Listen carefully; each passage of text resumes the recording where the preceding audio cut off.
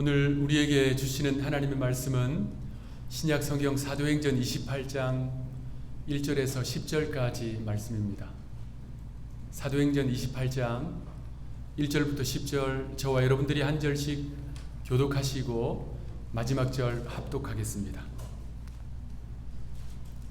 우리가 구조된 후에 안즉 그 섬은 멜리데라 하더라. 비가 오고 날이 차매 원주민들이 우리에게 특별한 동정을 하여 불을 피워 우리를 다 영접하더라. 바울이 나무 한 묶음을 거두어 불에 넣으니 뜨거움으로 말미암아 독사가 나와 그 손을 물고 있는지라.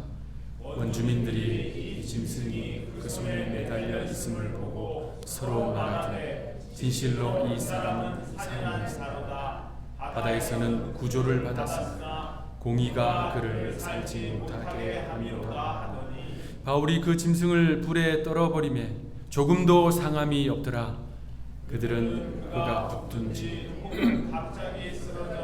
죽을 줄로 기다렸다가 오래 기다려도 그에게 아무 이상이 없음을 보고 돌이켜 생각하여 말하되 그를 신이라 하더라. 이 섬에서 가장 높은 사람 보블리오라 하는 이가 그 근처에 토지가 있는지라. 그가 우리를 영접하여 사흘이나 친절히 머물게 하더니 보블리오의 부친이 열병과 이질에 걸려 누워있거늘 바울이 들어가서 기도하고 그에게 안수하여 낫게 하며 이러므로 그 섬 가운데 다른 병든 사람들이 와서 고침을 받고 함께 읽겠습니다. 후한 예로 우리를 대접하고 떠날 때에 우리 쓸 것을 배에 실었더라. 아멘. 로마 제국의 13번째 황제 트라이아누스, 영어로는 트라이안. 그는 일반 역사에서 독보적인 황제로 칭송을 받고 있습니다. 그는요, 로마 제국이 정복해서 다스리던 지역, 그것을 속주라고 불러요. 로마 제국의 속주였던 히스파니아, 오늘날의 스페인 출신입니다. 그는요, 속주 출신으로 최초의 로마 황제가 되었어요. 로마 황제가 된 그는요, 많은 업적을 남깁니다. 먼저 국가의 기반 시설이라고 할 수 있는 도로와 항만 도시를 제국 전체에 광범위하게 건설합니다. 무엇보다도 이 트라이안은 로마 제국 역사상 가장 넓은 영토를 정복해요. 그래서 그는 살아있을 때 원로원으로부터 옵티무스 프리셉스라고 하는 호칭을 받아요. 로마 황제들이 주로 업적이 있으면요, 원로원이 그러한 호칭을 부여해 주는데, 라틴어로 옵티무스 프린체프스의 뜻은요, 최고의 황제, 완벽한 통치자라는 뜻입니다. 그러니까 역대 로마 황제들 중에 정말 최고의 칭송을 받은 거예요. 후대 역사가들은 로마 제국의 황제들이 많았는데 그 중에 최전성기를 이끌어간 5명의 황제를 뽑았습니다. 그것을 로마의 오현제라고 불러요. 트라이안은 그 중에 2번째 황제입니다. 그가 통치하던 시대에 로마 제국에 있는 공식적인 기록을 보면 당시 로마 사람들은 트라이안을 엄청 존경하고 칭송했어요. 특별히 그를 정의로운 황제라고 칭송했습니다. 정의로운 황제 트라이안. 오늘은 그와 관련되어 있는 작품을 하나 소개해 드리겠습니다. 트라이안 황제의 정의로움을 칭송하기 위해 만들어진 작품들이 여러 종류가 있는데 그 가운데 하나예요. 여러분 화면에서 보이시겠지만 이 작품은요, 종이 위에 그려진 그림이 아닙니다. 실로 하나하나 수를 놓아 만든 작품이에요.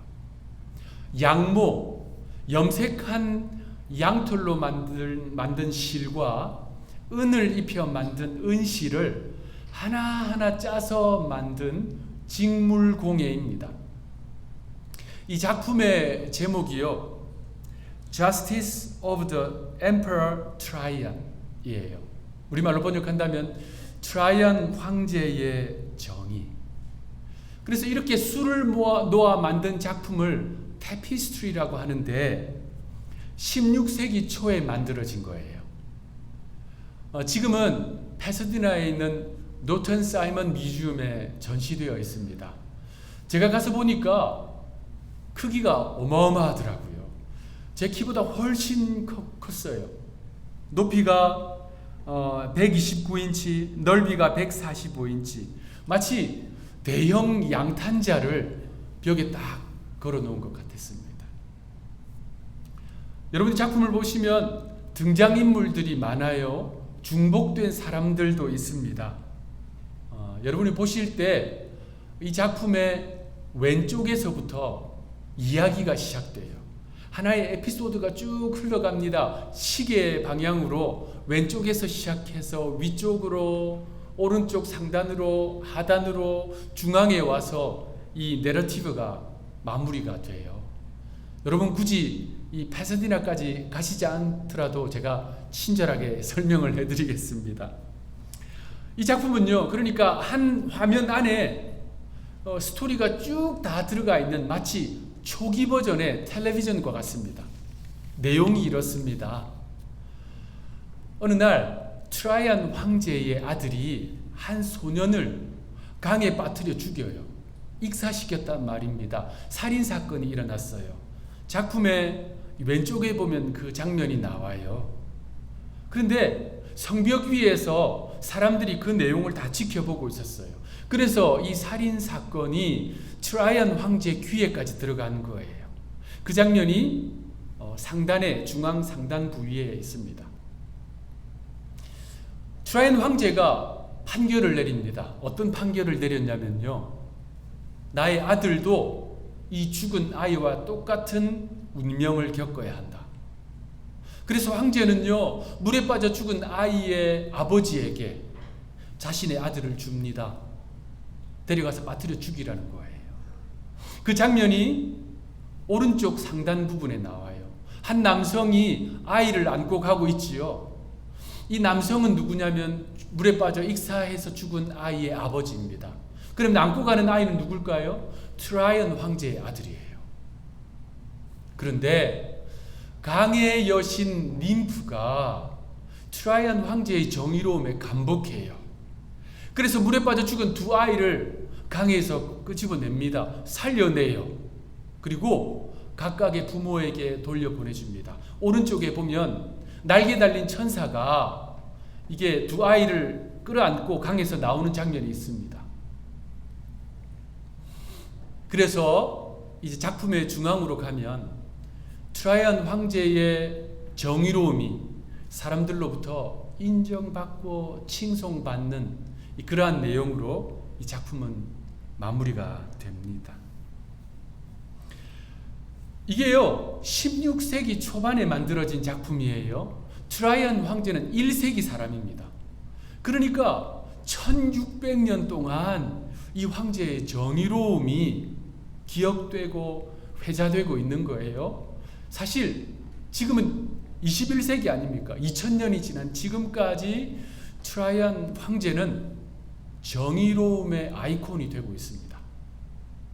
자, 그런데 여러분 실제로 트라이안 황제는 죽을 때까지 아들이 없었어요.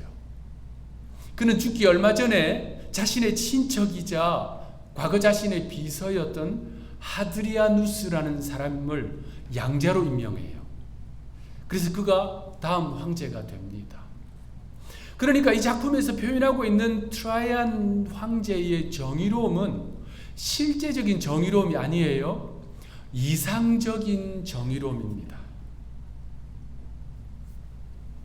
정의의 아이콘 트라이안 황제, 그는 역사적으로 많은 칭송을 받고 있는 인물인 동시에 우리 기독교 역사, 교회사를 본다면 그는 수많은 순교자들을 만들어낸 이 박해자였습니다. 자, 로마 제국 역사 속에서 기독교가 박해를 참 많이 당했어요. 그 가운데 10번의 대박해가 있었습니다. 그것을 10대 박해 사건이라고 하거든요.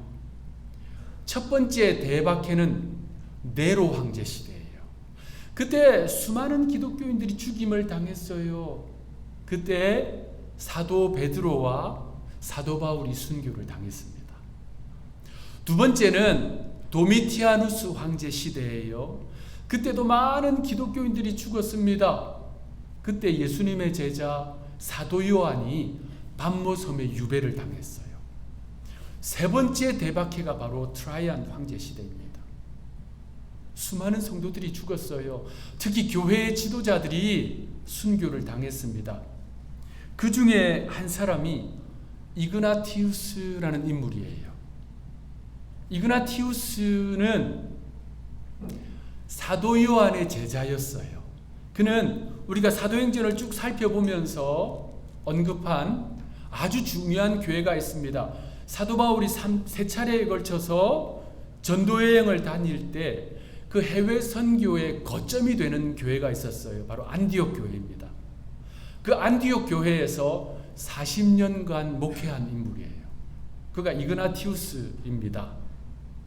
복음서에 보면 이런 내용이 나와요.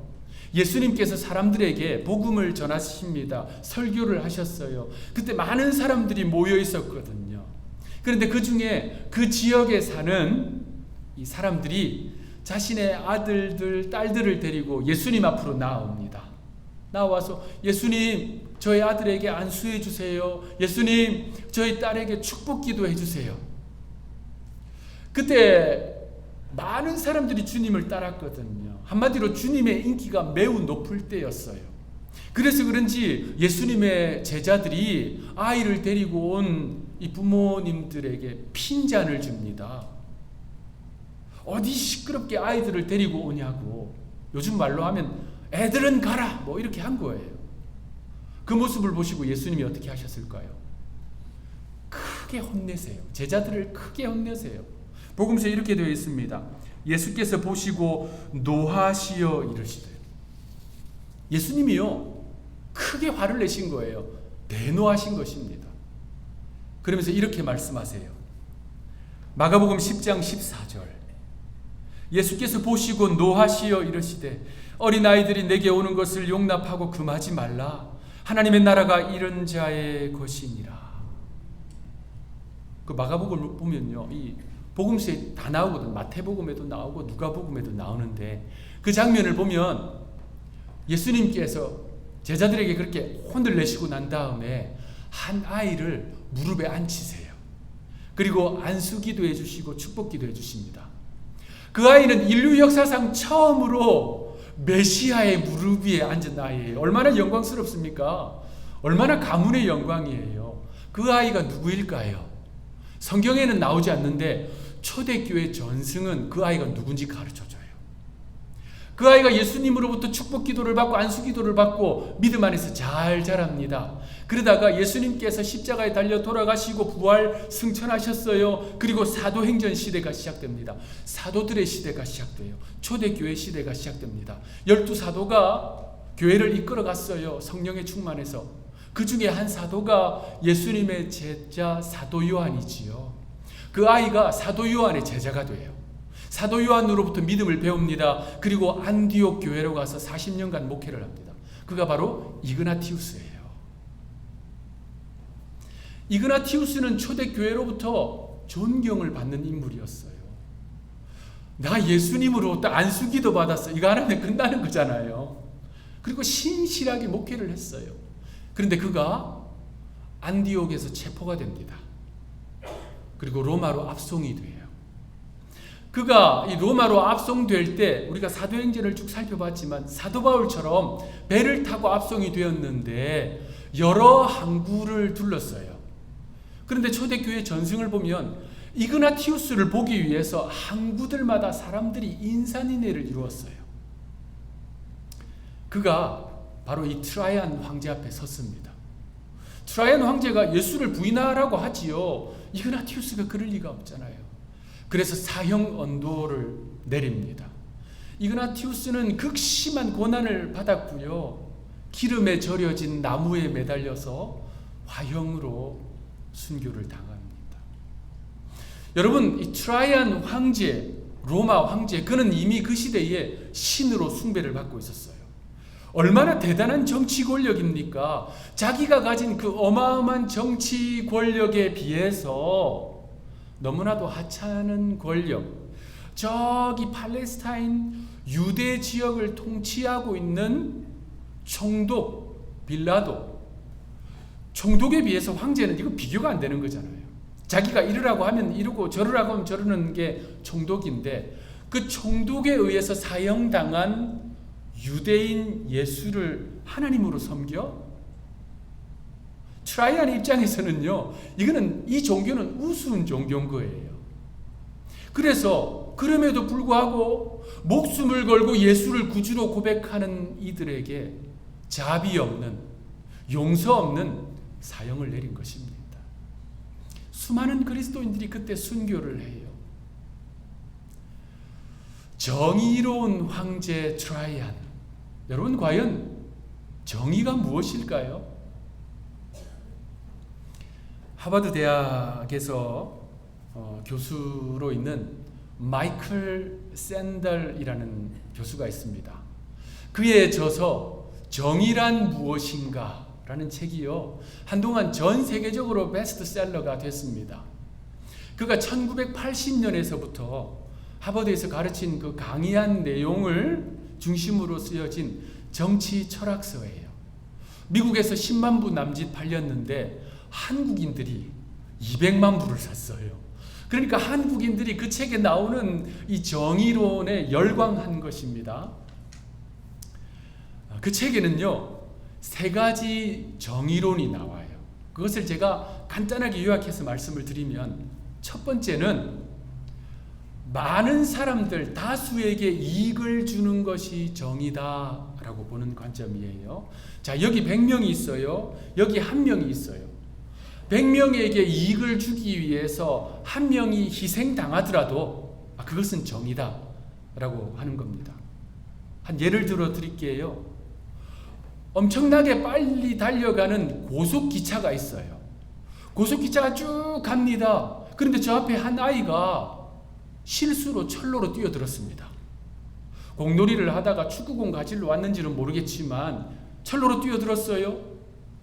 자, 그러면 어떻게 해야 됩니까? 워낙 고속으로 달리고 있기 때문에 이 아이 살리겠다고 갑자기 멈추면 기차 안에 있는 많은 사람들이 다치거나 죽게 돼요. 첫 번째 관점에서 정의는 이 안에 있는 사람들을 살리기 위해서 이 아이를 희생시키는 것입니다. 그것이 첫 번째 정의론이에요. 그런가 하면 두 번째 정의론은 평등, 완전한 평등이 정의다. 그래, 많은 사람들, 다수에게 이익을 주는 것 나쁘지 않아. 그렇다고 소수를 희생시키는 것이 과연 정당한가? 그것이 정의라고 할 수 있는가? 고속기차가 달려가고 있습니다. 그런데 만약에 공주로 들어온 아이가 이 기차를 운전하고 있는 차장의 아이라면 어떻게 되냐는 거예요. 이 차장은 이 안에 타고 있는 수십 명의, 수백 명의 사람의 생명이 중요할까요? 아니면 눈에 넣어도 아프지 않는 저 아이의 생명이 더 중요할까요? 그러니 다수를 위해서 소수를 희생시키는 것 정의라고 볼 수 없다. 평등이 정의다. 이것이 두 번째 정의론입니다. 그런데 마이클 샌들 교수는 둘 다 문제가 있다. 그래서 그가 대안으로 내놓는 것이 덕, 미덕. 국가나 사회나 조직이나 이러한 시스템 안에서 미덕을 세우는 것, 덕을 세우는 것, 그래서 그에 합당한 대우를, 배상을 해주는 것, 그것이 정의다라고 보고 있어요.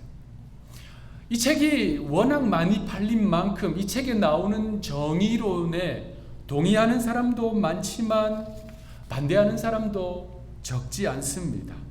자, 그렇다면 여러분, 정의가 무엇일까요? 성경은 무엇이 정의라고 말씀할까요? 오늘 본문은 그 진리에 우리가 가깝게 나아가도록 인도해 줍니다. 오늘 본문은 사도행전 28장입니다. 드디어 사도행전 마지막 장이 됐어요. 성령행전이라는 주제로 사도행전을 쭉 강해해 왔는데 이제 마지막 장 시작하게 됩니다. 바울이 담배는 지중해 한복판에서 유라굴로라고 하는 광풍에 휩쓸려서 파손되고 말았어요. 그 배에 타고 있었던 276명은 살기 위해 헤엄을 쳤습니다. 한갓님으로 헤엄을 쳐서 가까이에 있는 섬에 상륙했습니다. 그 섬의 이름이 뭔지 오늘 본문 1절에 나와요. 멜리데라는 섬입니다. 성경에 멜리데라고 표현된 이 섬은 오늘날의 이탈리아 반도 아래쪽에 있는 몰타 섬입니다. 그리스 말로 멜리데는 꿀, 허니라는 뜻이에요. 로마 말로 멜리데는 안식처라는 뜻입니다. 하나님은 바울을 비롯한 그 276명이 그 죽음의 위기에서 벗어나서 이 섬에서 달콤한 안식을 취할 수 있도록, 그 섬의 이름대로 취할 수 있도록 허락해 주셨습니다. 자, 그 섬에 당도한 276명의 행색이 어땠을까요? 생각하기 어렵지 않습니다. 온 몸이 빗물에 다 젖었고요. 14일 동안 표류했으니 정말 행색이 많이 아니었을 거예요. 그러다가 바다에서 헤엄쳐 왔으니까 물에 빠진 생쥐 같았겠지요. 문제는 그때가, 이 본문의 이때가 11월에서 12월 사이예요. 얼마나 추웠겠어요. 섬에 당도했는데 모두 오돌오돌 떨고 있겠지요. 그런데 그 섬의 원주민들이 이 사람들을 환대해 줍니다. 오늘 본문에 보면 멜리데 섬의 원주민들이 그들을 위해서 불을 피워줘요. 그래서 모두 3, 4, 5 모여서 불에 몸을 녹이고 있는데 사도 바울도 얼마나 추웠겠어요. 그래서 바울이 나무 한 묶음을 가지고 와서 이 모닥불을 불을 좀 더 강하게 할 요량으로 불에 턱 넣었어요. 그런데 그 나무 뭉치 안에 뭐가 있었을까요? 뱀이 있었어요. 독사가 있었어요. 바울이 이 나무 뭉치를 불에 턱 넣었는데 뱀이 얼마나 뜨겁고 놀랐겠어요. 꽉 튀어나왔습니다. 오늘 본문 3절, 바울이 나무 한 묶음을 거두어 불에 넣으니 뜨거움으로 말미암아 독사가 나와 그의 손을 물고 있는지라. 독사가요, 아 뜨거 하면서 튀어나와서 도망가면 되는데 하필 사도 바울의 손을 꽉 물었어요. 그런데 이 장면을 그 섬의 원주민들이 다 지켜보고 있었습니다. 그러면서 그들이 이렇게 말합니다. 오늘 본문 4절 우리 합독하겠습니다. 4절 말씀 시작. 원주민들이 서로 말하되 진실로 이 사람은 살인한 자로다. 바다에서는 구조를 받았으나 공의가 그를 살지 못하게 함이로다. 원주민들은 이 바울이 뱀에 물리고 있는 그 모습을 보면서 저 사람이 폭풍우 속에서는 구사일생으로 살아남았지만 하늘의 공의가 저를 심판하는구나. 그래서 독사가 물어 죽이는구나. 저 사람은 살인자가 분명해. 그들이 가진 공의의 기준으로 사도 바울을 그렇게 평가하고 있는 것입니다. 그들이 말하는 하늘의 공의라는 것은 당연히 하나님을 말하는 것이 아닙니다. 아직 복음이 들어가기 전이에요. 자, 이 시대에 우리 교회 역사도 있지만 일반 역사도 있잖아요. 그러한 일반 역사를 보면 고대 그리스와 로마에 널리 알려져 있는 시가 있었어요. 그 시의 내용이 이런 겁니다. 어떤 살인자가 도망을 갔어요. 그래서 지중해에서 표류를 하다가 가까스로 해변에 당도했습니다. 북아프리카 리비아에 있는 어느 해변에 딱 당도해서 살아났어요. 그런데 해변에서 딱 올라가는데 거기에 숨어있던 독사한테 콱 물려서 죽고 말았습니다. 누구 이야기하고 똑같아요? 본문의 바울 이야기하고 똑같잖아요. 그래서 그 살인자는 하늘의 공의에 의해서 죽임을 당했다는 겁니다. 자, 여기서 하늘은 누구냐면 앞서 말씀드린 대로 하나님이 아닙니다.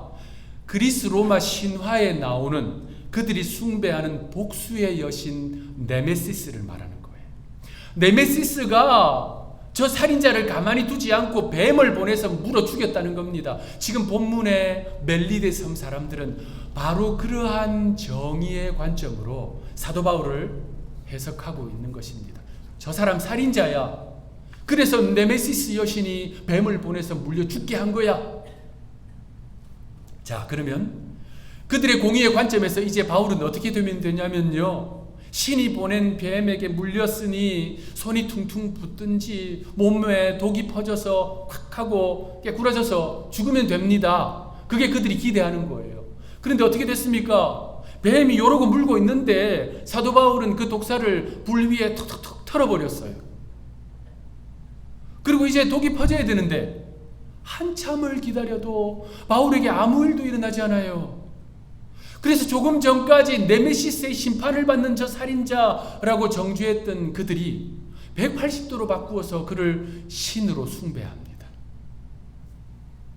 자, 자신들이 가지고 있는 정의의 기준으로 사도 바울을 살인자로 정죄했다가 이제는 신으로 숭배하고 있는 멜리데 사람들. 여러분, 사람들은요, 자신이 생각하는 정의, 자기가 세운 그 정의라는 날카로운 기준으로 사람들을 평가하고 정죄하고 규정하고 판단하고 밀어내는 것, 예나 지금이나 크게 다를 바가 없다는 것입니다. 자, 그렇다면요, 하나님의 정의는 무엇일까요? 성경에 나오는 하나님의 정의는 무엇일까요? 하나님의 정의는 다수에게 이익을 주기 위해서 소수를 희생시키는 것, 이거 하나님의 정의 아닙니다. 그렇다고 내 아들 살리겠다고 기차 안에 있는 수많은 사람들을 위험에 빠뜨리는 것, 그것도 하나님의 정의가 아닙니다. 여러분, 작품에서 보셨던 트라이언 황제의 실제적인 것이 아닌 이상적인 정의, 그것도 하나님의 정의가 아닙니다. 하나님의 정의는 매우 실천적이에요. 그분은 죄인을 살리시겠다고 당신의 독생자를 십자가에 내어놓으신 사랑으로 표현되었습니다. 그러니 하나님의 정의는 죽이는 정의가 아닙니다. 하나님의 정의는 오늘 설교 제목대로 살리는 정의예요. 살리는 정의. 바울은 이 멜리데 섬에서 바로 그것을 보여주고 있어요. 그는 그 섬에 상륙한 이후에 멜리데 사람들, 병든 사람들, 육신적으로 아픈 사람들을 치료하기 시작합니다.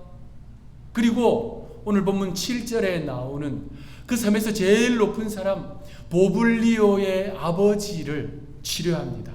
이 일로 바울뿐만 아니라 바울과 함께한 276명은 모두 그 섬에서 지극한 환대를 받아요.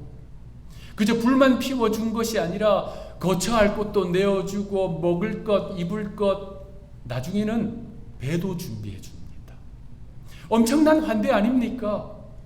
여러분, 그 276명 안에는요, 바울에게 호의적인 사람도 있었겠지만 대부분은 바울을 죄인으로 몰아서 감옥에 끌고 가는 로마 군인들이에요. 또 그 안에는 바울과 함께 끌려가는 실질적인 죄인들도 있었습니다. 그 중에 단 한 명도 열애되지 않고 바울 덕분에 그들은요, 그곳에서 꿀 안식처, 그 이름대로 달콤한 안식을 누리게 됩니다. 그들은 그 섬에서 겨울을 무사히 보내요. 3개월을 지냅니다. 그리고 보블리오와 그 섬 주민들의 도움으로 무사히 로마로 가게 됩니다. 바울은요, 그곳에서 처음부터 끝까지 살리는 일을 합니다. 교회에 전해 내려오는 전승에 따르면 바울이 그 3개월 동안 뭘 했을까요? 병자들을 치료했을 뿐만 아니라 당연히 복음을 전했겠지요. 바울은 때를 얻든지 못 얻든지 복음을 전하는 사람 아닙니까? 그 섬에 있는 많은 사람들이 바울이 전한 구원의 복음을 받아들입니다. 특히 7절에 나오는 보블리오가 복음을 받아들여요. 그리고 보블리오가 목회자가 됩니다. 멜리데 섬, 몰타 섬의 첫 번째 목회자가 돼요. 그리고 그곳에서 목회를 합니다. 그리고 그 섬에서 순교합니다. 오늘날 몰타 섬에는요, 현재 여전히 발굴되고 있지만 초대교회 성도들이 박해를 피해서 숨어 들어가서 예배를 드린 지하 무덤, 카타콤이라고 보지요. 카타콤이 몰타 섬의 곳곳에서 발굴되고 있습니다. 그러니까 그 섬 전체에 복음이 편만하게 퍼졌다는 역사적인 증거입니다. 여러분, 바울은요, 그들의 육신을 살릴 뿐만 아니라 누구 한 명 열애시키지 않고 복음이 들어갈 수 있도록 영원히 사는 길, 영생에 이르는 길, 그 복음을 그들에게 전파한 것입니다. 여러분 생각해 보십시오. 바울이 독사에게 물린 것은 불행이라고 할 수 있습니다. 그런데 모든 불행이 죄악의 증거가 아닙니다. 멜리데 사람들은 사도 바울이 독사에게 물린 것은 하늘의 심판이요 저주라고 이야기했습니다. 그런데 기억하십시오. 모든 불행이 하나님의 심판이 아닙니다. 그러니까 혹시 여러분들이 과거 불행을 겪었다면, 어려움을 겪었다면, 또는 현재 그러한 것을 겪고 계신다면, 또는 여러분 옆에 있는 교우들이, 성도들이, 여러분의 친구들이, 이웃들이 그러한 불행을 인생에서 겪고 있다면 오늘 본문의 멜리데 사람들처럼 자기가 세인 정의의 기준으로 함부로 판단하고 정죄하고 규정하는 오류를 범해서는 안 됩니다. 하나님의 정의는 죽이는 정의가 아니에요. 하나님의 정의는 살리는 정의입니다. 하나님의 정의, 살리는 정의 어렵지 않아요. 내가 옳다고, 내가 정의롭다고, 내가 의롭다고, 내가 바르다고 생각하고 하는 말들, 하는 행동들, 태도가 상대방을, 타인을 살게 하는지, 용기를 주는지, 힘을 주는지, 아니면 반대로 낙심하게 하는지, 절망하게 하는지, 쓰러지게 하는지, 그 결과를 보면 내가 살리는 정의를 가지고 있는지, 죽이는 정의를 가지고 있는지 금방 알 수 있습니다. 그래서 여러분, 이거 꼭 기억합시다. 교회에는 평가보다 감탄이 많아야 돼요. 한번 따라합시다. 평가보다 감탄을 많이 하자. 옆에 계신 분들 손잡아 주시면서 평가보다 감탄 많이 할게요. 이렇게 이야기해 주세요. 손 안 잡으시는 분들은 나는 몰라요. 이렇게 하시는 거예요. 여러분, 교회는 어찌해야 되냐면요, 이렇네 저렇네 뭐 어떻네 이런 평가는 접어두고 그저 감탄해주고 칭찬해주고 인정해주고 세워주고 높여주고, 그래서 그 사람 살게 해주고 용기 주어서 그가 믿음에서 낙오하지 않고 함께 주님 앞에 성장해 가도록 하는 것, 그것이 바로 살리는 정의입니다. 우리 교회는 평가는 하지 맙시다. 목회자에게 주어진 이 사역은 크게 두 군데에 뿌리를 두고 있어요. 구약 성경에 보면 하나는 제사장적 사역, 하나는 선지자적 사역입니다. 이것에 뿌리를 두고 신학적으로 목회자가 사역을 하거든요. 자, 여러분, 제사장은 뭘 했어요? 제사를 집례하고, 우리로 말하면 예배를 집례하고, 예배 속에서 동물의 피를 제단에 뿌리면서 예배를 드리는 사람의 죄 용서를 선포하고, 지금으로 말하면 예수 그리스도의 보혈로 죄 용서와 치유를 선포하고, 이게 제사장적 사역이에요. 선지자적 사역은 무엇일까요? 선지자는 주로 뭐 했어요? 회개하라고, 회개를 촉구하고 죄악에 대해서 지적하고, 그래서 길을 돌이켜 하나님께로 나오게 하는 것, 이게 선지자적 사역이에요. 그래서 목회자는 특히 말씀을 통해서 치유와 회복과 용서도 선포해야 되겠지만 또 회개를 촉구하고 돌이키게 하는 이런 강력한 말씀도 선포해야 합니다. 자, 이런 선지자적 사역은 저에게 맡기시고 저에게 맡기셔도 돼요. 제가 할게요. 그 대신에 우리 교인들은 서로서로 뭐 해야 되겠어요? 제사장적 사역하는 거예요. 서로 격려하고 위로하고 용서하고 용납하고 이해해주고 저 사람 마음에 상처가 될 말들은 안 하고 평가하지 않고 그저 감탄해 주는 것. 교회는 그 뿌리 위에서 세워집니다. 그러므로 우리 한누리 교회는 살리는 정의로 자신의 삶도 살고 자신의 식구들 가정도 살고 교회도 살고 직장도 살고 지역사회도 살아나는 그러한 살리는 교회가 되기를 구주 예수님의 이름으로 축원합니다. 기도하겠습니다. 하나님, 우리 교회는 하나님의 정의, 살리는 정의가 편만한 교회가 될 수 있도록 도와주시옵소서.